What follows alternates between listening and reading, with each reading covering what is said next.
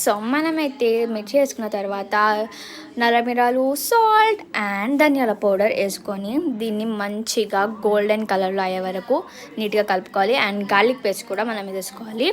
And దీనైతే నేనైతే 4 eggs వేసుకుంటున్నా. మీకు ఎంత కావాలో అన్ని ఎగ్స్ వేసుకోవచ్చు. సో మనమైతే ఎగ్స్ని మంచిగా బ్రేక్ చేసుకొని ఇందులో అయితే మనం వేసేసుకోవాలి. అండ్ అన్నీ వేసుకొని ఒకటేసారి మనం నీట్గా మంచిగా కలుపుకోవాలి. సో నాకైతే ఇది కొంచెం హార్డ్ టాస్క్ కాబట్టి నాకైతే మా మదర్ చేసేస్తున్నారు. సో దీంట్లో వెజిటేబుల్స్ ఉండడం వల్ల ఇది ఎగ్ మంచిగా విడివిడిగా అయిపోతుంది.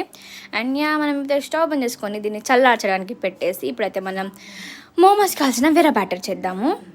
సో మనం ఒక కప్పు మైదా పిండి వేసుకొని దాంట్లో సాల్ట్ అండ్ కొంచెం ఆయిల్ వేసుకొని వాటర్ పోస్తూ మంచిగా మిక్స్ చేసుకోవాలి, మంచి కన్సిస్టెన్సీ వచ్చే వరకు. సో ఇది కూడా మా మదరే చేస్తున్నారు. అండ్ ఏదైతే ఇలా ఉంది. అండ్ నెక్స్ట్ ప్రాసెస్ అంతా పార్ట్ 3లో వస్తుంది. So stay tune. Thank for watching. Bye.